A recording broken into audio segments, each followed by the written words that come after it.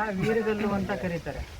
ವೀರಗಲ್ಲು ಅಂದ್ರೆ ಹೋರಾಟದಲ್ಲಿ ವೀರ ಮರಣ ಹೊಂದಿದ್ರೆ ಅವರಿಗೆ ಅವರ ನೆನಪಿಗಾಗಿ ಹಾಕುವಂತ ಸ್ಮಾರಕ ಶಿಲ್ಪಗಳು, ಅಂದ್ರೆ ಮೆಮೋರಿಯಲ್ ಸ್ಟೋನ್. ಇದು ಅವರ ನೆನಪಿಗೋಸ್ಕರ. ಈಗ ಯಾವುದಕ್ಕೆ ಮೆಮೊರಿಯಾಗಿ ಅವರು ಹಾಕಿರ್ತಾರೆ ಅಂತೇಳಿ ಈ ಶಿಲ್ಪದ ಮೂಲಕನೇ ತಿಳಿಸ್ಕೋಬೇಕು. ಅಂದರೆ ಶಾಸನ ಅಲ್ಲಿ ಇಲ್ವಲ್ಲ, ಅದೇ ರೀತಿ ಇದರಲ್ಲಿ ಶಾಸನ ಇಲ್ಲ.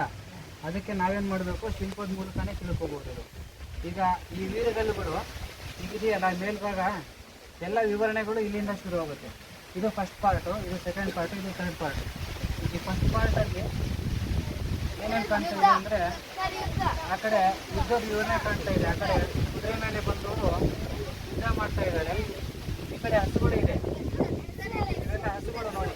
ಈ ಹಸುಗಳ ಸಾಲು ಇದೆ.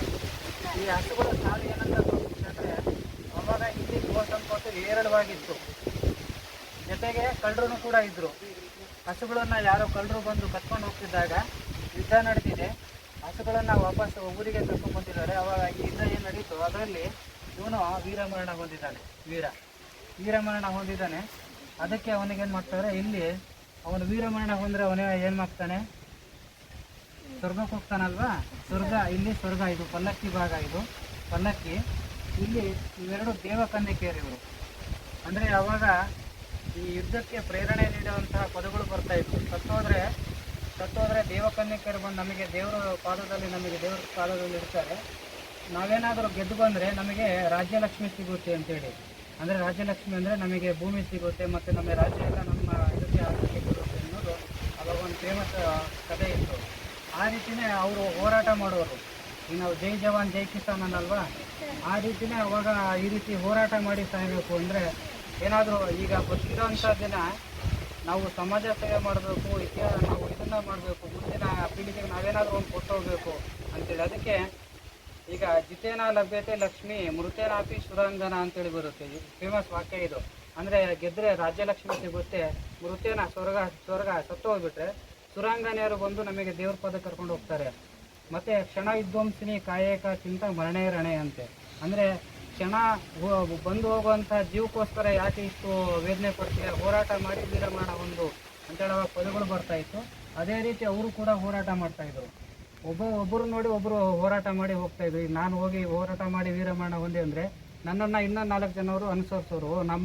ನಮ್ಮ ಊರಿಗೋಸ್ಕರ ನಾವು ಹೋರಾಟ ಮಾಡಬೇಕು, ನಮ್ಮ ರಾಜನಿಗೋಸ್ಕರ ಹೋರಾಟ ಮಾಡಬೇಕು ಅನ್ನೋದು ಒಬ್ಬರಿಂದ ಒಬ್ಬರಿಗೆ ಪ್ರೇರಣೆ ಬರೋದು. ಅವ್ರು ಹೋರಾಟ ಮಾಡ್ತಾಯಿದ್ರು, ವೀರಮರಣ ಹೊಂದ್ತಾಯಿದ್ರು. ಈ ಹೋರಾಟ ಮಾಡಿದರೆ ಬರೀ ಯುದ್ಧದ ದೃಶ್ಯ ಇರುತ್ತೆ. ಅದೇ ಹಸುಗಳನ್ನ ಕತ್ಕೊಂಡು ಹೋಗ್ತಿದ್ದಾರಲ್ಲ, ಅವ್ರ ಜೊತೆ ಹೋರಾಟ ಮಾಡಿ ವೀರಮರಣ ಹೊಂದಿದ್ದೆ. ಇಲ್ಲಿ ಹಸುಗಳು ಚಿತ್ರ ಇರುತ್ತೆ. ಅದೇ ಕೋಟೆ ಕಾಳಗ ಅಂತ, ಕೋಟೆಯಲ್ಲಿ ಯುದ್ಧಗಳು ನಡೀತಾ ಇರ್ತವೆ. ಕೋಟೆ ಕಾಳಗ ಯುದ್ಧ ಅಂತ ಕರೀತಾರೆ. ಅವಾಗ ಕೋಟೆ ಚಿತ್ರ ಇರ್ತವೆ, ಕೋಟೆ ಚಿತ್ರ. ಮತ್ತೆ ಏನಾದರೂ ಹುಲಿ ಜೊತೆ ಹೋರಾಟ ಮಾಡಿ, ಅಂದರೆ ಅವಾಗ ಹುಲಿ ಹಂದಿಗಳು ಎಲ್ಲ ತುಂಬ ಉಪಟಾಳ ಕೊಡ್ತಾ ಇದ್ವು.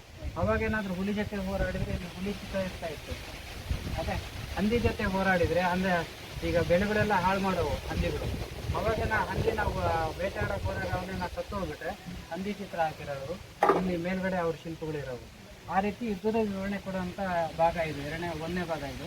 2ನೇ ಭಾಗದಲ್ಲಿ ಅಪ್ಸರೆಯರು ಸ್ವರ್ಗಕ್ಕೆ ಕರ್ಕೊಂಡು ಹೋಗ್ತಿದ್ದಾರೆ. ಎಷ್ಟು ರಾಜ ಇದರಲ್ಲಿ ಕರ್ಕೊಂಡು ಹೋಗ್ತಿದ್ದಾರೆ ನೋಡಿ. ಇದು ಪಲ್ಲಕ್ಕಿ ಎಷ್ಟು ಚೆನ್ನಾಗಿ ದೇವಾಲಯದ ರೀತಿಯೇ ಇದೆ. ಇದು ದೇವಾಲಯದ ರೀತಿಯೇ ಕಟ್ಟಿರೋಂಥದ್ದು. ಅಪ್ಸರೆಯರು ಆ ಕಡೆ ಈ ಕಡೆ ಮುಖ್ಯ ಮಾಡ್ಕೊಂಡು ಹೋಗಿ ದೇವರ ಪಾದ ಕರ್ಕೊಂಡು ಹೋಗ್ತಿದ್ದಾರೆ. ಇಲ್ಲಿ ಮೇಲ್ಭಾಗದಲ್ಲಿ ಕೈ ಮುಗಿದು ಕುಂತಿದ್ದಾನೆ. ಯಾರು ವೀರಮರಣ ಹೊಂದಿದ್ನೋ ಇಲ್ಲಿ ದೇವರ ಶಿವ ಸಾನ್ನಿಧ್ಯನ ಪಡೆದಿದ್ದಾನೆ. ದೇವರ ಮುಂದೆ ಕೈ ಮುಗಿದು ಕುಂತಿದ್ದಾನೆ. ಇಲ್ಲಿ ಶಿವಲಿಂಗ ಇದೆ, ಕೈಲಾಸದಲ್ಲಿ ಶಿವಲಿಂಗಕ್ಕೆ ಪೂಜೆ ಮಾಡ್ತಿರೋಂಥ ಪೂಜಾರಿ.